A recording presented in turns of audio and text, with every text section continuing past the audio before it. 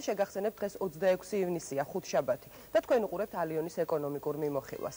პრეზიდენტმა გუშინ ხელი მოაწერა ეკონომიკური ზრდისა და სიღარიბის დაძლევის 15 წლიან პროგრამას. სავალუტო ფონდის მისია კი ეკონომიკური პროფილის მინისტრებს ხვდება და მთავრობის მუშაობის შეფასებას 2 კვირაში დაასრულებს.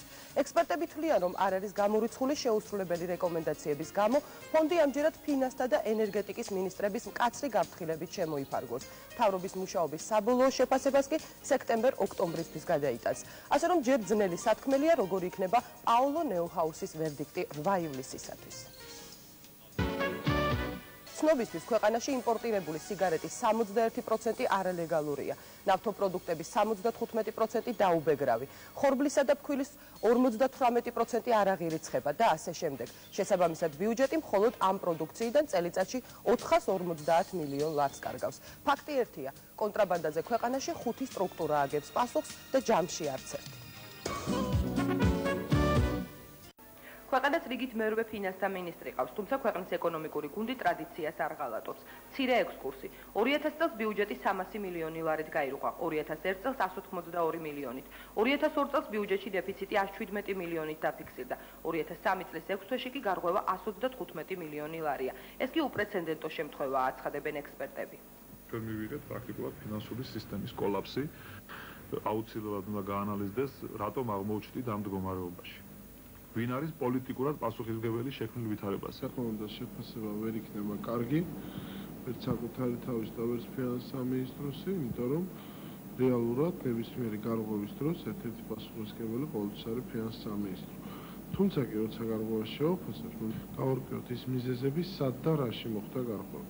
დიახ, სად და რაში მოხდა გარღვევა? დღეს უკვე საკმაოდ მაღალი ტრიბუნიდან კეთდება განცხადებები, რომ ქვეყანაში 2 მილიარდი დოლარის ოდენობის მხოლოდ შავი ფული ბრუნავს. იმპორტირებული სიგარეტის 61% არალეგალურია, ნავთობპროდუქტების 75% დაუბეგრავი, ხორბლისა და ფქვილის 58% არაღირი ცხება. სათამაშო ბიზნესიდან ბიუჯეტში მხოლოდ 2 მილიონი ლარია, შესული ნაცვლად 18 მილიონისა. გარევაჭრობა არ იბეგრება, მაგრამ გადასახადი იკრიბება. რესტორნების 40% გადასახადს არ იხდის, ამ პირობებში კი 1,3 მილიონი ქვეყნის შესაძლებლობების მხოლოდ 40%-ია. რეალურად ქვეყნის ბიუჯეტი 2 მილიარდი ლარი უნდა იყოს, ასეთია ექსპერტთა განცხადება. მთავრობის ეკონომიკური გუნდი კი დღეს უკვე აღიარებს, რომ ბიუჯეტი არასწორად დაიგეგმა. ბიუჯეტი საკმაოდ ამბიციურად დაიგეგმა და ამას აღმასრულებელი ხელისუფლება არ დაობდა, თავიდანვე ასე ამბობდა. თუმცა კი რეალურად შეიძლებოდა, რომ ამ ბიუჯეტში საერთოდ არ ყოფილიყო სეკვესტრი, რომ გარკვეულწილად გადამწყლარიყო ის საკითხები, რომელიც წლის დასაწყისში ჩანდა რეალურად, რაც ეხება იგივე პრივატიზაციის საკითხებს, რაც ეხება გრანტების საკითხებს და რაც ეხება თუნდაც იგივე ცენტრსა და რეგიონს შორის ურთიერთობების დარეგულირებას. გაცილებით მწვავეა გადასახადებისა და შემოსავლების კომიტეტის თავმჯდომარის დავით სალარიძის შეფასება. 2003 წლის 6 თვის ბიუჯეტმა დაადასტურა.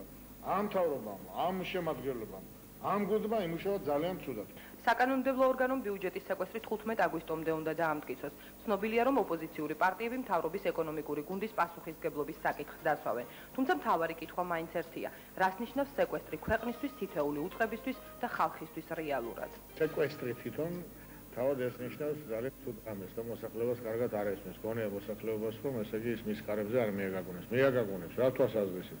მინიმალური ხელფასი დაფიქსირებული უნდა ყოფილიყო ამ ჩვენი ბიუჯეტი 35 ლარი. არ იქნება 35 ლარი წელს.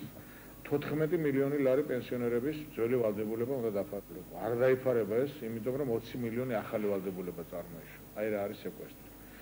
18 მილიონამდე არის ხელფასის დავალიანება.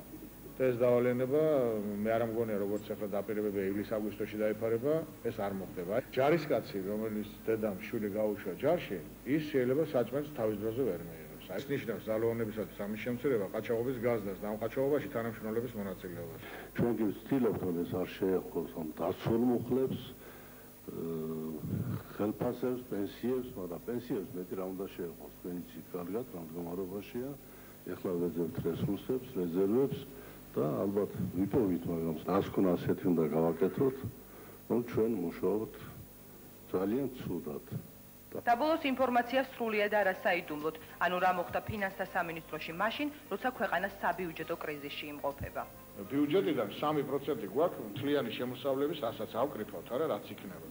იმის 3%-ს ვაძლევთ ფინანსთა სამინისტროს, რომ აი პრემიები თქვენ ბატონო კარგად როცა იმუშავდა ოღონდ შეასრულეთ, რომ თქვენ მუშაკებს გქონდეთ მაღალი ხელფასები. და აი ესე ვიმუშავეთ, რაც მოვხებით ახლა ჩვენ, ხო, ესე თავდაყირაა ყველაფერი, ხო? და 17 მილიონი აიღეს პრემია. 135 მილიონი სექტორში 17 მილიონი პრემია დავარიგეთ. სხვადასხვა სამეურნეო ხარჯებში დაიხარჯა 5 მილიონი. მობილური ტელეფონები, ბენზინები, მანქანის ყიდვა და ასე შემდეგ. 5 მილიონი ლარი. მხოლოდ ფინანსთა სამინისტროში. ალბათ ახლა ქვეყანა ხუეხლა ამაზე და რაღაცა ლოგიკა ხუეხლა, მაგრამ რა ვიცი მე. რაც შეეხება ლარის კურსს სავალუტო ბაზარზე დღეს 1 ამერიკული დოლარი 2 ლარი და 15 თეთრია. 1 ევრო კი 2 ლარი და 51 თეთრი. ეს გახდათ ჩემს ხელს არსებული ბოლო ინფორმაცია. მე წარმატებულ დღეს გისურვებ და ერთმანეთს კვლავ ხუთშაბათს შევხვდებით. ნახვამდის.